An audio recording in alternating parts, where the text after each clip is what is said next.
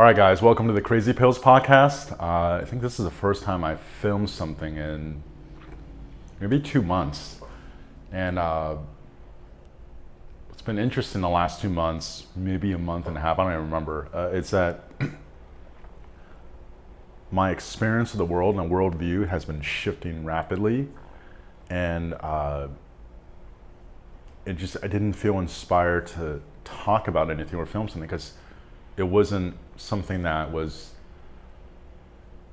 even like clear to me, like what I want to communicate, right? Like whatever this podcast started out as, like the intention behind it, that was rapidly changing and I just didn't feel inspired. And then today I felt inspired. I was actually in the middle of eating lunch and I'm like, you know what? I just need to film something now because I feel it. Okay, so what I want to talk about today is probably one of the hottest topics going on right now, which is the vaccine and then the Delta variant.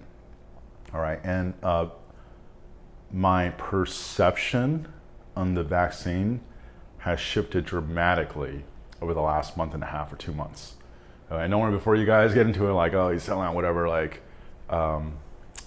it's probably not what you think, all right? So, and I talked about this before in previous podcasts, there is a theme or like a level, I'll use the word like energy, state, which houses different themes, okay? And one common theme that we experience in society is essentially what you get in politics, what you get on social media, what you get, you know, as far as the narrative on vaccines or even movies, which is the hero, victim, villain model, all right?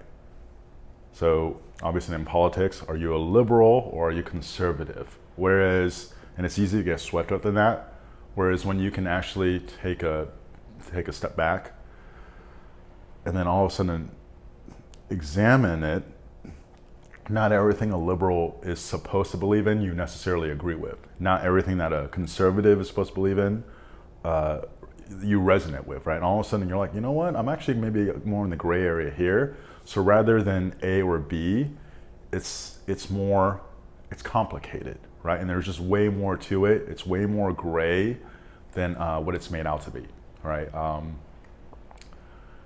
If you think about it in the context of, let's just say when, you know, if you're younger, you haven't gone through college, you've gone through college, and then your parents didn't agree with your major, okay? And then from the parent standpoint, it's like, if you don't pick a good major, then you're not going to set yourself up for the future and then your life is ruined, right? And I was actually just telling the story yesterday. I was a physics major for 3 years, right? And then one, realized it wasn't for me, and then switched to advertising. Also at the same time joined ROTC in college, ended up doing intelligence in the Air Force, and then obviously, you know, just through random, seemingly lucky experiences, ended up opening a gym and then where I'm at now, right? Now, did I pick the wrong major or right major? It was the right major. It wasn't the major that I was gonna stick with, and going through that experience actually really made a huge difference for me, right? Now, from my parents' perspective at the time, maybe they didn't feel that way, right? They're like, oh my God, what is he doing? He literally can't make up his mind. He's going to advertising, what is that? Like, it's just like, there's no, you know, from their standpoint, it could be, and this one, I'm not saying this is exactly what they thought, but you could kind of get the world of it. It's like, they're like, he has no determination, you know, he doesn't really know what he wants. It could be like, he's not really hardworking. He doesn't want to actually put in the hard work. How is he going to actually make it in life, right? Like, I'm concerned about him. And those are real concerns of theirs. Those are real perceptions.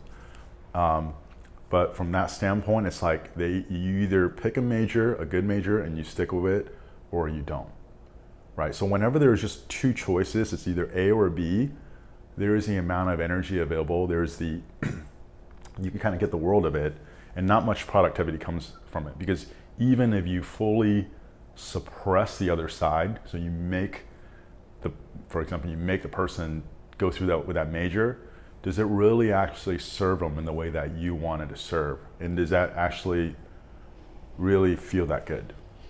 You know, so with one way to access more energy is, okay, if I stay with the, let me take that back. let me walk this back a little bit. So one way to actually view it from a completely different standpoint is, okay, if I stayed with a major, if I stay with physics, how do I actually optimize my approach to it, my experience of it, my life, if I stick with the major? If I shift and change majors, how do I optimize the situation? All of a sudden there's way more things to consider. There's way more energy available to have to be able to consider it. And it's not just black and white, A or B. Okay, same thing with, like I talked about earlier, with politics.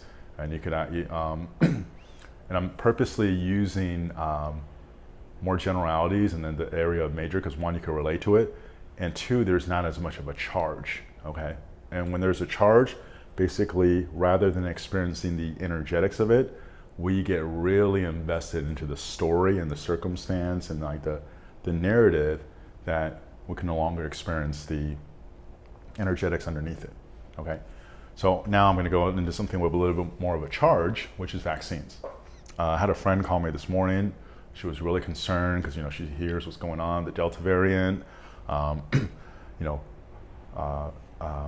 freedoms seem to be being taken away, and then like people are starting to impose on what you have to put in your body. She had people close to her that were essentially being given an ultimatum, like you either get the vaccine or you lose your job, and there's a lot of concern, right? And you kind of get the world of that. It's like, if I'm forced to take the vaccine, or people I'm close to take the vaccine, it's really, really bad. And then if justice wins out, right, then that's a good thing, right? Still like the hero, victim, villain mentality, and the A or B. And it's really, really easy to get into that world where like, when you think you're on the side of righteousness or justice, and you're making another side wrong, one, you're actually drawing out the resistance from the other side, and also you're perpetuating and then continuing that, right? Whereas there's just way more factors, okay? And I'll kind of diffuse it a little bit on both sides so I can tie this together, and then we'll just see how this goes, okay? So a few months ago, I read a study. It was like 70-something pages. I talked about it. It was when Johnson & Johnson submitted their studies, right? It was like 70-something pages to the FDA for emergency use approval. That was, and they submitted that in late February. I think I read it either in March or early April, right? And then actually even like this morning, I read a study. It was in the New England Journal of Medicine, and it was actually a bunch of researchers from England using the data there to set up an experiment to track, you know, whether the vaccine, and they were tracking the AstraZeneca and the Pfizer, and then you could look this up, the transmission. Basically, they the way they set up the experiment, they set it up where you know, they tracked households with no vaccination, and this was done between like January and February, and then household where they were vaccinated. And they actually used that if you just got one dose, they counted it, because at the time it was newer, right? So like 93% of the people that were vaccinated actually only had one dose. And then they tracked secondary transmissions to see the difference between the percentage where, you know, do other people in the household test positive, right? And I think the conclusion that they came to was that for the unvaccinated, the secondary case rate was about 10%.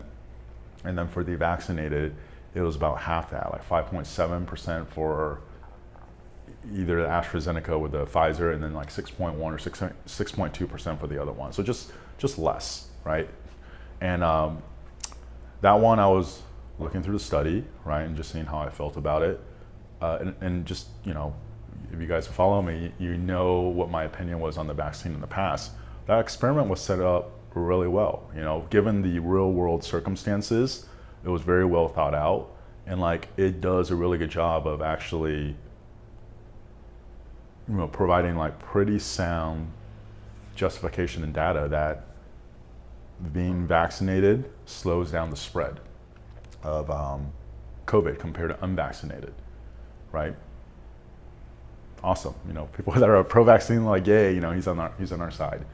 Now, I will say this though. Now, what starts not taking into account is, for example, and I'm not saying this to push against that the vaccine does whatever it says it does. It just, well, and you can't even set up a real world study for this, right? It'll be extremely difficult. Is okay, how do you categorize someone's general health state or mental state, and then how that factors into the effects of vaccines on that person, and then their transmission rate, right? So, for example, a few years ago, I read a book called The Happiness Advantage, and that time this probably wouldn't be as controversial.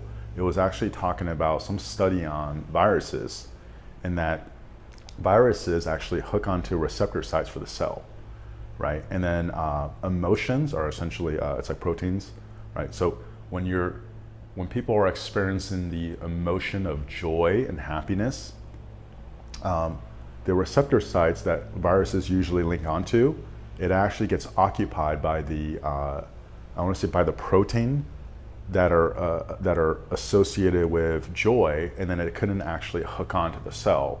And it was trying to make a point that study was actually trying to make a point that you can actually just be happy, and there's biological evidence that viruses can actually hook onto the cell and then and then take control of the cell and force it to replicate the virus, right? How do you actually account for something like that? You know, how do you, in this world of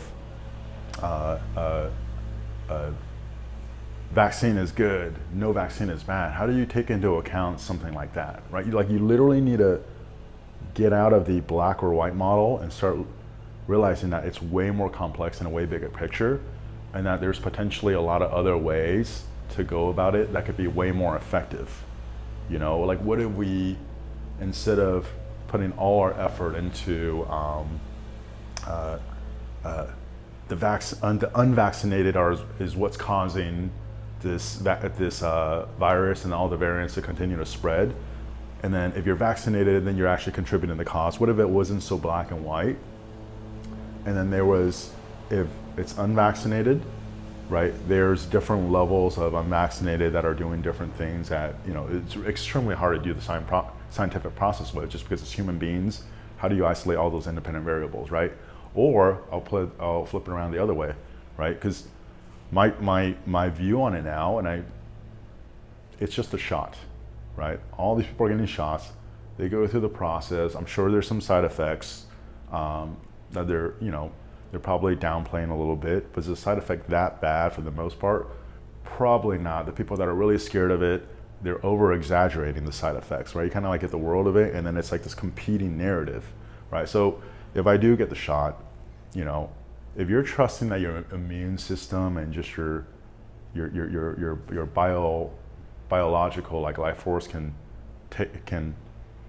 do whatever it needs to against the vaccine, you can't trust that your body will adapt and just figure out whatever it needs to do if you do get the shot, right? Like, it doesn't have to be so black and white, and that's why I'm trying to shake loose a little bit, that it's a lot more gray, and then also there's just way more to it if you are in that place and are willing to look, than to just make it a black or white, right or wrong issue, okay? For me right now, I'm not vaccinated, and it's not so much because of all the reasons where other people are saying they're not. It just doesn't feel right. You know, sometimes it's just a call. I don't know how to describe it. Kind of like a major. You know, you could choose all the right majors on paper. Statistics show that if you're engineer, then like you're going to be making this much money on average and everything. And then it also doesn't account. You know, does that actually align with what this person is meant to do? You know, do they actually need to go through whatever experience they need to stumble upon their purpose? What if like their genius, whatever, is something else, right? Like it just, so like, if I feel called to get the vaccine, I'll get it. If it comes to a point where it becomes something that's mandatory and I feel called to do it, I wouldn't actually resent it. I would just get it and then, get the jab, the double, whatever, and then whatever, however I need to experience that and whatever happens, it will just happen. So I guess what I'm saying, in conclusion, right? If you're against the vaccine, it's okay. It doesn't have to be that big of a deal, right? Even if you get it, even if whatever your perception is that, oh, the rights are being taken away. Because as soon as you go there and that's your focus, and then it's all about like all this, like what could go wrong? What if this happens, and what's the next thing they're gonna do? And there's this like big evil government or whatever, like taking advantage and like trying to control us. Basically, there's like a villain.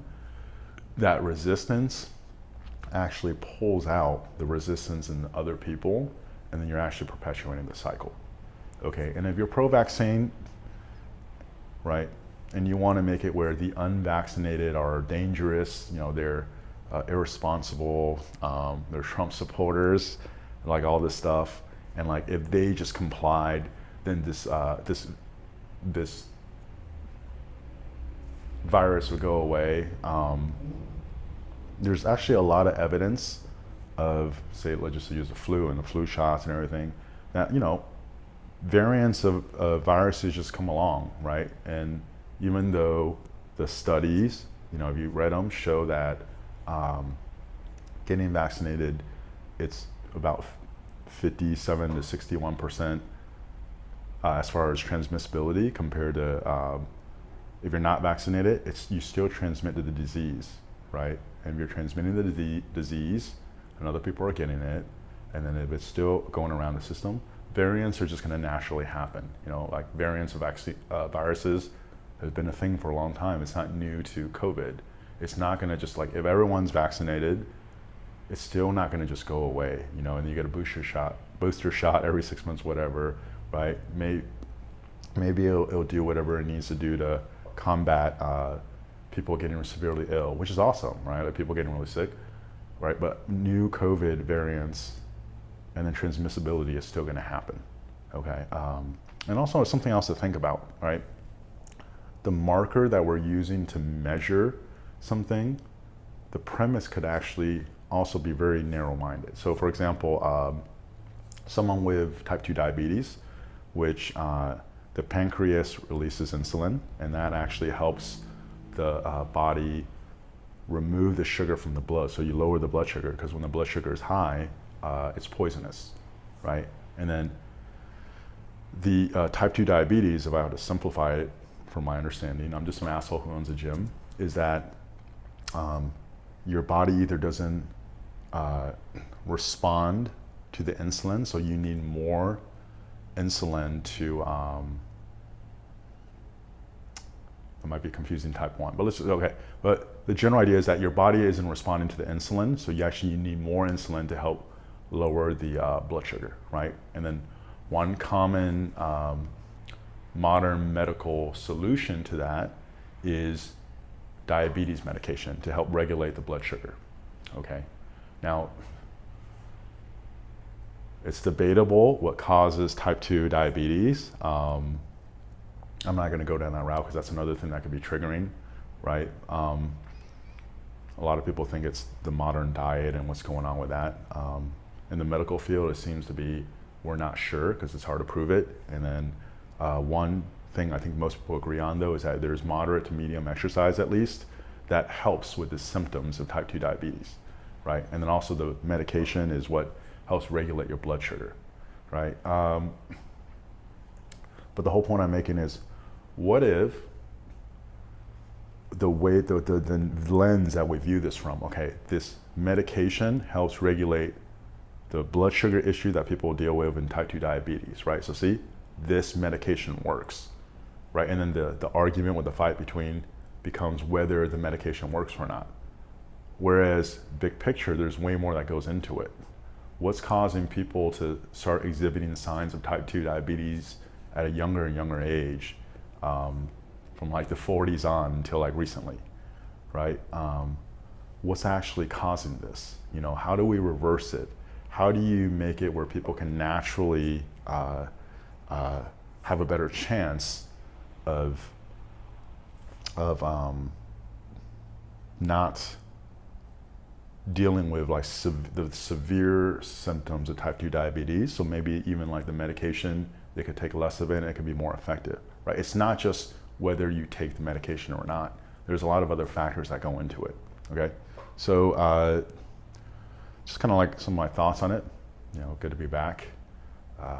Thank you for watching. If you have any comments, you know, I'm sure you'll let me know, especially like a topic like this. But if you feel like you got some value out of this, please like the video. It really helps. Or leave a review, leave a star rating, and then subscribe if it's on YouTube. Okay. Thank you for watching or listening, and I'll talk to you guys next time.